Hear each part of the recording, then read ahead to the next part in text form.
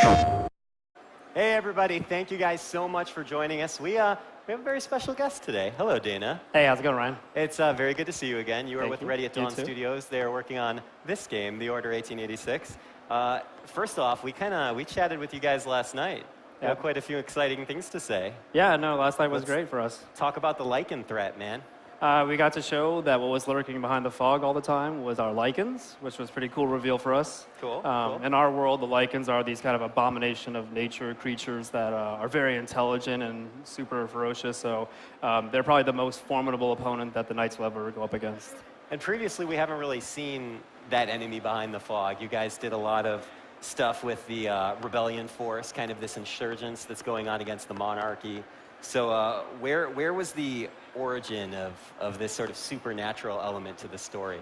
Well, basically, we thought about, if Arthur was going to have to actually assemble a group of characters who would, fight against evil, would it only be a human evil, or could we think of something that was a little bit more creative? And I think the Arthurian lore always was interesting because, it was, filled with other things other than just man. So for us, it made sense to kind of come up with some lore that involved other creatures. Cool. Well, I think everybody can tell from the trailers that you guys have showed that The Order is a very beautiful game. Thanks. I would like to make that assumption right now. Can you talk to us about how your technical team and the art team kind of tackle such a visually challenging medium like this, and especially on new hardware?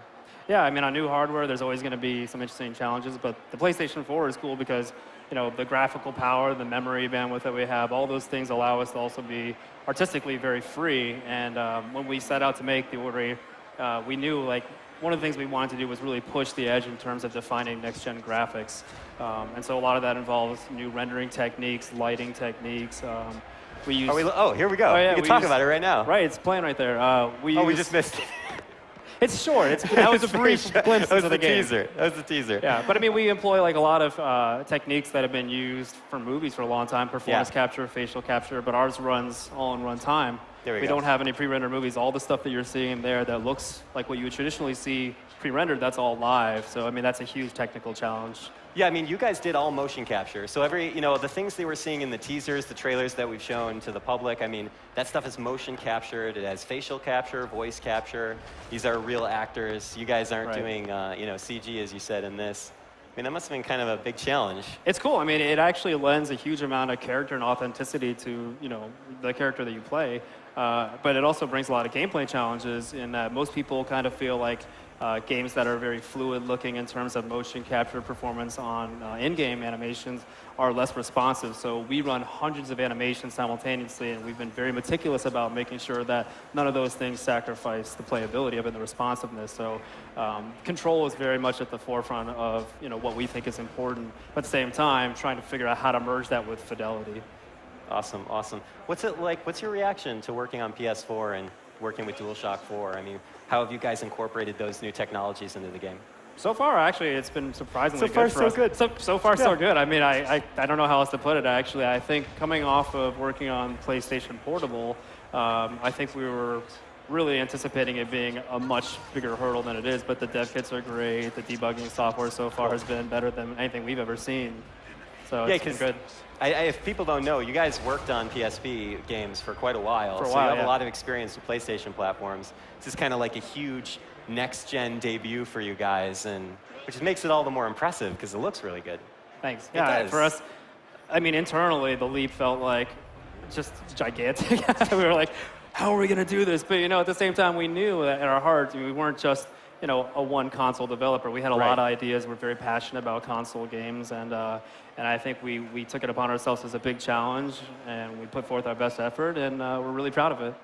All right, awesome. I mean, the one weapon that I've actually played with recently is the thermite rifle, which you basically pepper these little pellets, and then you can ignite them with a flare. I mean, how does the team come up with stuff like that?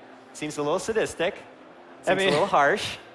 Yeah, we basically come up with all sorts of crazy ideas and we see what sticks. One of the interesting things about the weapons that are making it into the order, though, are some of them are based on science, right? I mean, we have the Industrial Revolution and a lot of scientific discoveries going on at this time period. So starting there and trying to figure out what are the things that we could leverage to make weaponry is actually a really exciting exercise for designers.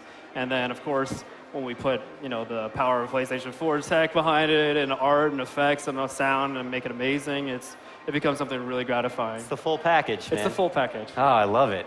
So when you guys approach this project, like for you as a design team, what's sort of the order? The order that you guys go about doing things? Like when you start with design, are you starting with a script? Are you starting with art assets? Are you starting with musical cues? Like where do you guys get your inspiration from? I mean, really early on, we had kind of a sketch of what the story was going to be and who these characters were. And that kind of motivated us to start thinking about what kind of a genre were we going to set the game in. And very early on, we settled in on being a third-person action-based game. And then it made sense to employ a lot of gunplay in it, so then it became very cover-heavy.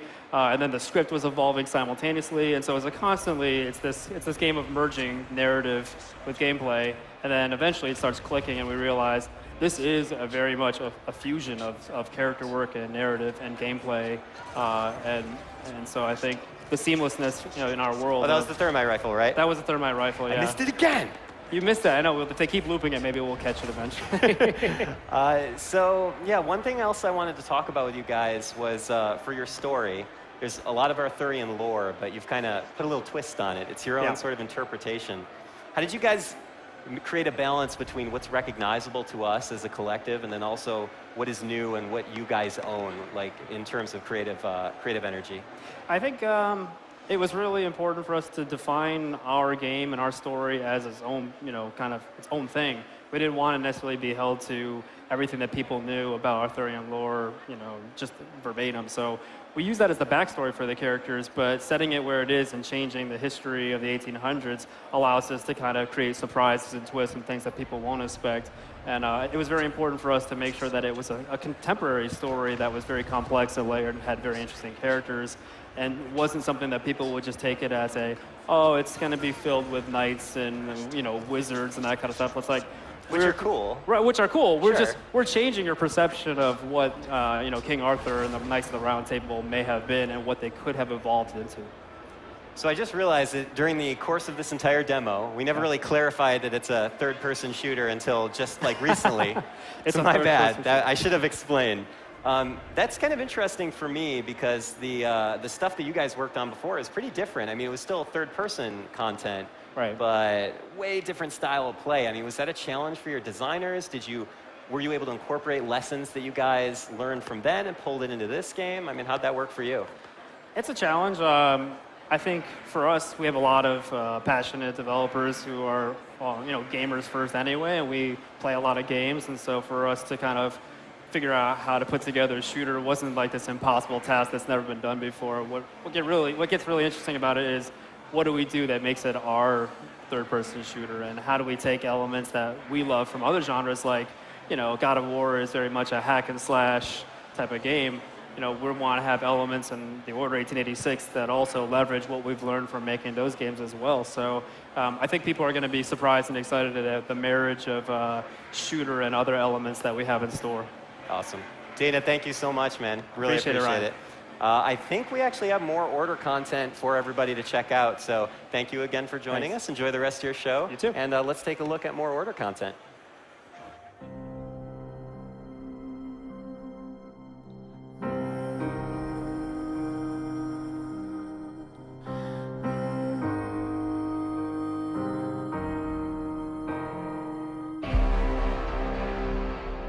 I think the version of the Arthurian lore that we all are accustomed to is the ones we've seen in movies, the one we've read through La Mort d'Arthur, the most famous of the works that basically depicted Arthur, Galahad, and all the knights of the Round Table. What we did is that we went back a little bit further and went to the source of all of those legends, and the source came from a Welsh tale, from Welsh legends, and spin it the way we wanted to. All of that was a way to instill not only the names, but a little bit of the legend of Arthur into our characters. This Order of Knights was a direct result of this war that was going on. It wasn't the lore as you know it. The half-breeds are really a subspecies of what humanity becomes after a few centuries of, evolving in a different direction. And there we find this struggle going on for supremacy, for survival. And it's only after the Industrial Revolution, after the change in, the way they built weapons and all that, that finally humanity takes over and they finally have the upper hand in this war and push back against the half-breeds.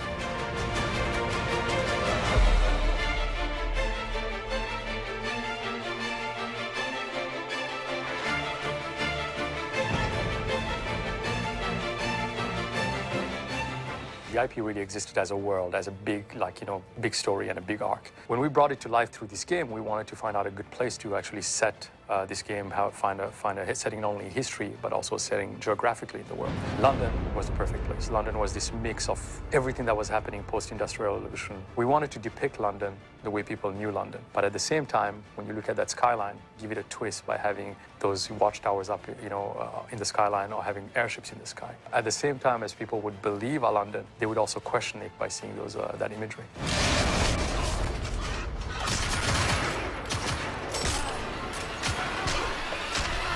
When approaching the PS4, we have to try and maximize everything we can out of it. But also, we're trying to maximize it without taking the player experience away from, the player. Ultimately, you could do a lot of different things with a lot of the hardware that's there, design-wise, input-wise. But for us, it was always important that the player didn't feel detached every time they did something like that. What feels natural? If it takes you away from the experience, we usually shy away from it.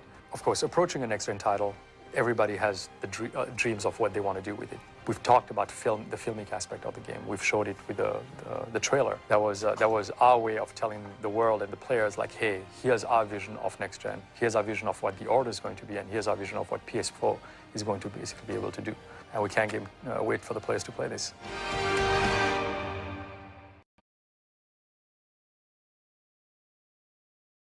PlayStation